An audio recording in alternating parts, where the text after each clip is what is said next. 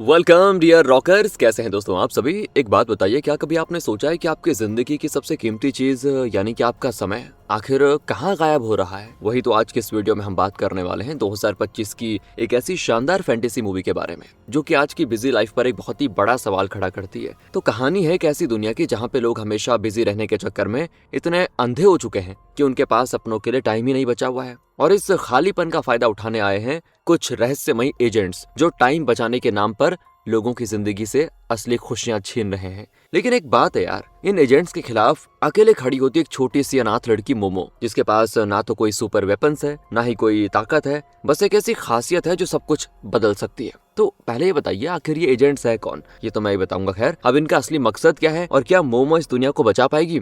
आइए शुरू करते हैं आज की कहानी को। तो कहानी की शुरुआत होती है एक थमी हुई दुनिया से, जहाँ लोग अपनी अपनी जिंदगी में बिजी हैं। वो काम तो करते हैं लेकिन दुनिया उनके लिए थमी हुई एक लूप की तरह बन चुकी है। इसके अलावा उनकी जिंदगी में और कुछ नहीं है, बिल्कुल एक मशीन या रोबोट जैसा सीन है। इसके बाद हम मिलते हैं मोमो से। वो बहुत ही खास लड़की है। उसे ये तक नहीं पता कि वो यहाँ पर कैसे आई, उसके पेरेंट्स कौन है, कहाँ उसका घर है। वो बस जहाँ जगह देखती वहीं पे रह जाती। फिलहाल उसका ठिकाना है एक बहुत ही पुराना प्राचीन समय का थिएटर, जहाँ पहले लड़ाई वगैरह हुआ करती थी। वहीं पर जब पूरा दिन विजिटर्स आते हैं तो कचरा फेंक कर चले जाते हैं। तो मोमो बॉबी नाम के बंदे के साथ मिलकर वो सफाई कर देती है। और ये जो बॉबी है मोमो को अपनी बेटी की तरह मानता है, क्योंकि मोमो काफी छोटी है। दोनों एक साथ खूब टाइम स्पेंड करते हैं। इसके बाद हम मिलते हैं दोस्तों गिना नाम के लड़के से। अब ये गिना टूर गाइड है और यहाँ थिएटर में आने वाले विजिटर्स को यहाँ की हिस्ट्री बताता है और सभी को अच्छे से एंटरटेन भी करता है। और वैसे आपको बता दूं, गिना के दिल में ना एक लड़की है जिससे वो प्यार तो बहुत करता है, लेकिन कभी बताने की उसकी हिम्मत नहीं हुई। शर्मा जाता है उस लड़की के आते ही। साथ ही हम गिना के फैमिली को भी देखते हैं, जहां वो अपनी माँ जेनी और बहन के साथ रहता है। तो सुबह होते ही गिना की ड्यूटी शुरू हो जाती है। वो विजिटर्स को थिएटर लेके जाता, वहाँ की हिस्ट्री बताता। लेकिन इसी दौरान उसकी नजर जाती है मोमो पर, जो कि थिएटर के पास ही मौजूद होती है। और यार गिना उसको पहली बार देखता है ना, तो पता नहीं क्यों हैरान हो जाता है। मतलब हैरान इसलिए होता है कि यार यहाँ पे इस तरह कौन रहता है। तो वो जाता है मोमो से मिलने के लिए, तो देखता है कि भाई वहाँ तो मोमो का पूरा घर है। हालांकि उसको देखकर मोमो थोड़ा सा हैरान होती है और अच्छा भी महसूस करती है कि कोई तो बात करने के लिए आया मुझसे। अब यहाँ पर गिना को ऐसा लगता है कि मोमो को बड़ी भूख लगी होगी, इसलिए वो उसको अपने खाने का ऑफर करता है, जिसे बड़े मजे से मोमो खा भी लेती है। फिर गिना उसको भी थिएटर की हिस्ट्री बताता है और बातों ही बातों में गिना को पता चल जाता है कि मोमो तो यहाँ पर अकेली रहती है। इसीलिए वो उसको अपने साथ घर लेके जाता है ताकि वहाँ पर फैमिली के साथ रहकर उसको अच्छा लगे। मोमो को भी अच्छा लगता है क्योंकि फैमिली का प्यार उसको कभी मिला नहीं, इसलिए उसको ये सारी चीजें अब बहुत ही नई महसूस हो रही होती हैं। और मोमो की एक खास बात है दोस्तों, वो किसी को भी देखकर उसका दिमाग पढ़ लेती है कि वो बंदा आखिर कौन सी चीज सोच रहा है, उसको कौन सी परेशानी है, और वो अपने हिसाब से उसका हल भी बता देती है। फिर इसीलिए क्या होता है कि धीरे धीरे करते करते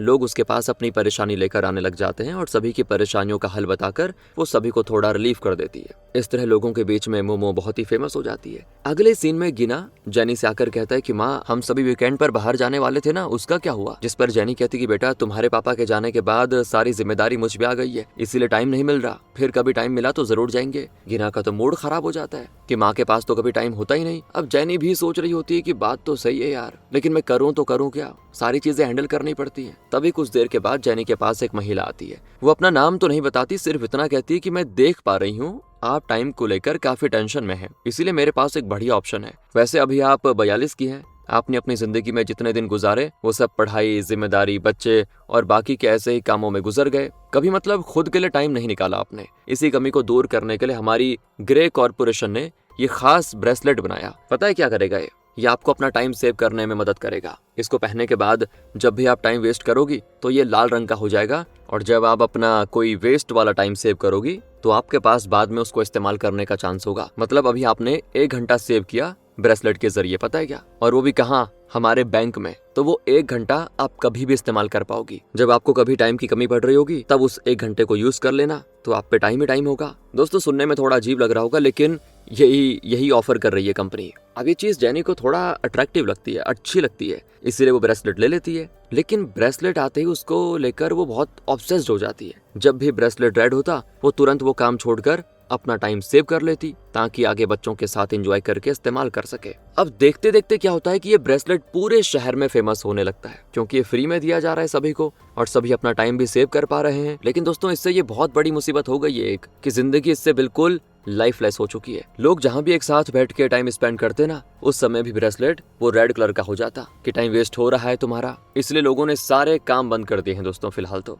मतलब मिलना जुलना बहुत ही कम कर दिया है। तब एक दिन मोमो को वो महिला नजर आती है जिसने जेनी को ब्रेसलेट दिया था। उस महिला के पास दोस्तों एक छोटा सा AI रोबोट भी होता है जो बहुत ही अच्छे से बात करता है। पहले तो मोमो उस महिला को देखकर बड़ी हैरान होती है कि ये इतनी अजीब हुलिये में क्यों है। वो महिला मोमो को भी ब्रेसलेट लेने के लिए कन्विंस करती है कि बेटा इसको ले लो, तुम्हारा फायदा होगा। लेकिन जैसे मैंने आपको पहले बताया, मोमो कोई मामूली लड़की तो है नहीं। वो तुरंत उस महिला का दिमाग पढ़ लेती है और इससे उसको पता चल जाता है कि ये महिला ग्रे कॉर्पोरेशन की एक एजेंट है और इन लोगों का काम है ज्यादा से ज्यादा लोगों को ब्रेसलेट देना। और जब लोग ब्रेसलेट के जरिए टाइम सेव करते हैं ना, वो टाइम इसी कॉर्पोरेशन के हेडक्वार्टर में सेव हो जाता है और फिर वहां से ये लोग वो टाइम चुरा लेते हैं। मतलब वो ब्रेसलेट किसी का टाइम सेव नहीं करता बल्कि लोगों का टाइम चुरा लेता है। और ये सारे एजेंट्स इंसान नहीं है दोस्तों, बल्कि कुछ अलग ही क्रिएचर्स हैं जो दूसरे के टाइम पे जिंदा रहते हैं। मतलब अगर इनके पास दूसरे इंसान का टाइम ना हो तो वो खत्म हो जाएंगे, मतलब ये लोग खत्म हो जाएंगे। इसीलिए ये कॉर्पोरेशन लोगों को लालच देकर उन्हें ब्रेसलेट पहनाने पे मजबूर कर रहा है। ये सारी बातें एनालाइज करने के बाद तो मोमो बड़ी हैरान होती है कि ये क्या मजाक है, आखिर ऐसे भी क्रिएचर्स इस दुनिया में रहते हैं क्या।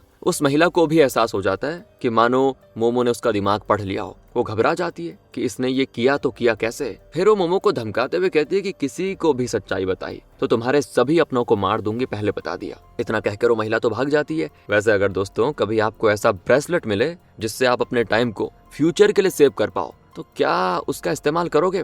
वैसे है तो बढ़िया चीज यार ये, मतलब हम तो फैंटेसी मूवी देख रहे हैं लेकिन जस्ट इमेजिन कर ये रियल में होता कितना मजा आता। कमेंट करके बताना अगर टाइम लगे तो। वेल दोस्तों, अब मोमो, गिना और बाकी सभी लोगों को आकर ये बात बता देती है कि ग्रे कॉर्पोरेशन लोगों का टाइम चुरा रही है। ऐसा ही रहा तो इंसान जल्दी मर जाएगा टाइम खत्म होने की वजह से। ये सुनते ही सारे लोग हैरान कि ऐसा है क्या सीन। तो गिना कहता है ये तो इंसान की हिस्ट्री की सबसे खतरनाक चोरी है, हमें कॉर्पोरेशन के खिलाफ आवाज उठानी होगी। और फिर देखते ही देखते सारे लोग प्रोटेस्ट करना शुरू कर देते हैं और प्रोटेस्ट करते हुए दोस्तों कॉर्पोरेशन के गेट पे जमा हो जाते हैं। लेकिन कॉर्पोरेशन वाले ये सब देखकर परेशान नहीं होते बल्कि सभी का वेलकम करते हैं और अपने AI रोबोट से मिलवाते हैं जो लोगों के कई सारे कामों में मदद कर सकता है। कंपनी वाले कहते हैं कि हमारे पास और भी फ्यूचर से रिलेटेड चीजें हैं, आप सभी को वो हम फ्री में दे देंगे। तो ये सुनकर दोस्तों होता यह है कि सारे प्रोटेस्ट में आए लोग कॉर्पोरेशन की बातें मानने लग जाते हैं कि जब भी कहीं फ्री का मिलता है ना यार, पता नहीं दिमाग खराब हो जाता है सभी का। उनको फ्री का ब्रेसलेट, रोबोट और बाकी चीजें चाहिए थी तो सभी ओके ओके कर देते हैं कि ठीक है।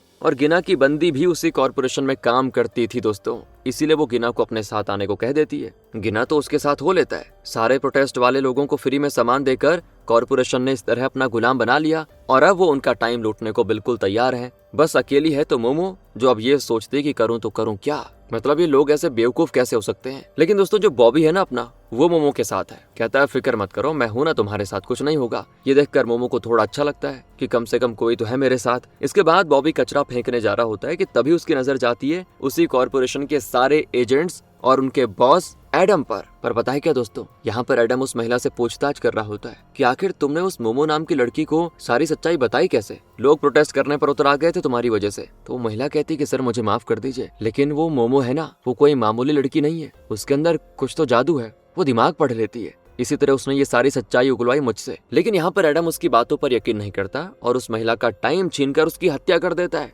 ये एजेंट्स का यही सीन है दोस्तों, टाइम खत्म तो अपने आप मर जाते हैं। इसके बाद एडम अपने सभी बंदों से कहता है कि जाओ और मार डालो उस मोमो को, जिंदा मत छोड़ना। तो दूर से बॉबी सारी बातें सुनकर बड़ा घबरा जाता है कि मोमो की जान तो खतरे में है, मुझे उसे बचाना होगा। दूसरी तरफ गिना को एडम ऑफर देता है कि जहाँ तक मुझे पता चला है तुम्हें गाने गाने का बहुत ही शौक है, मेरे पास तुम्हारे लिए एक खास डिवाइस है, अगर उस डिवाइस के अंदर गाना गाओगे तो लाखों लोग तुम्हारा गाना सुनेंगे, तुम्हारी तारीफ करेंगे, तुम फेमस हो जाओगे। लेकिन इसके लिए तुम्हें हमारी कॉर्पोरेशन के लिए प्रमोशन शूट करना होगा। हम तुम्हारी वीडियो दिखाएंगे कि तुम कितना अच्छा कर रहे हो अपनी जिंदगी में और तुम्हें प्रमोशन में हमारी कंपनी की तारीफ करते हुए लोगों को ऐड करना है। ओके, तुम्हारी बंदी की टेंशन छोड़ो, मैं उसको तुम्हारे साथ काम करने को कह दूंगा। अब गिना को और क्या चाहिए था? उसने पहले उस दिन कहा था कि ये तो हिस्ट्री की सबसे बड़ी चोरी है और आज बताओ उस चोरी का हिस्सा बनने को तैयार है। इधर मोमो बॉबी के आने के इंतजार में होती है, लेकिन तब तक वहाँ पर एक कछुआ आता है। वो बोल तो नहीं सकता दोस्तों, लेकिन अपने शेल पे जादू से लिखकर बता देता है कि तुम्हें अभी के अभी यहाँ से निकलना होगा वरना मुसीबत हो जाएगी। और मोमो हैरान कि ये कछुआ क्या कहा। वो उसके पीछे पीछे जाने लग जाती है और उसके जाते वहाँ पर एडम के गुंडे आ जाते हैं उसको मारने के लिए। मतलब वो कछुआ फ्यूचर देख सकता है, कमाल है यार।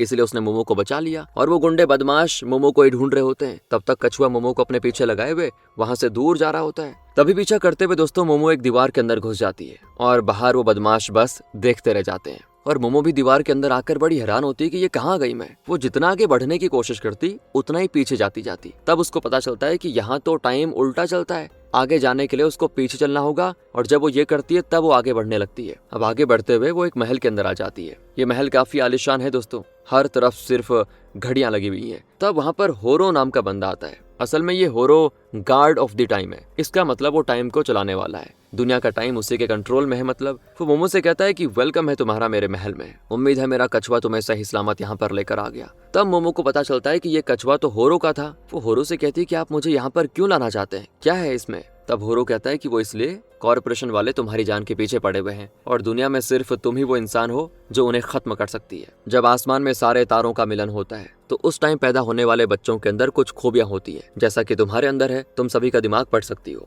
मोमो कहती है क्या आप ही ने टाइम को क्रिएट किया है, जिस पर होरो कहता है कि वैसे सच कहूं तो टाइम को मैं क्रिएट नहीं करता, सिर्फ उन्हें कंट्रोल करने और उन्हें गार्ड करने का काम करता हूँ। फिर दोस्तों वो एक पेंडुलम भी दिखाता है मोमो को, जिसके जरिए टाइम बनता है और टाइम हमेशा एक फूल की तरह होता है जिसकी पंखुड़ी टाइम को दर्शाती है। अब मोमो ये सारी चीजें देखकर बड़ी हैरान हो गई है कि तभी वहाँ पे असल दुनिया में वो आ जाती है। वो हैरान कि वो होरो कहाँ गायब हो गया, वो कछुआ कहाँ गया, ये सब नॉर्मल कैसे हो गया। दूसरी तरफ बॉबी बेचारा सभी से मदद मांग रहा होता है कि क्या किसी ने मोमो को देखा, उसकी जान खतरे में है, प्लीज बताओ कोई। लेकिन किसी ने भी उसको नहीं देखा होता। अब गिना तो उससे बात तक करने को इनकार कर देता है। वो मगन है दोस्तों अपने कामों में। फिर बॉबी पुलिस के पास भी जाता है और सारी सच्चाई बताता है कि कॉर्पोरेशन वाले लोगों का टाइम चुरा रहे हैं। अब दोस्तों वहाँ पर कंपनी की एजेंट पहले से मौजूद थी, तो वो तुरंत बॉबी को अपने कंट्रोल में ले लेती है ताकि वो किसी को कॉर्पोरेशन की असली सच्चाई ना बता दे। इसके बाद हम मोमो को देखते हैं। उसे होरो की बात याद आती है जब होरो ने उससे कहा था कि तुम ही उन एजेंट्स को खत्म कर सकती हो। तो इसीलिए वो सबसे पहले अपने दोस्तों से जाकर मिलती है ताकि उन्हें भी सच्चाई बताकर अपने साथ शामिल कर पाए। लेकिन जेनी तो उससे बात ही नहीं करती,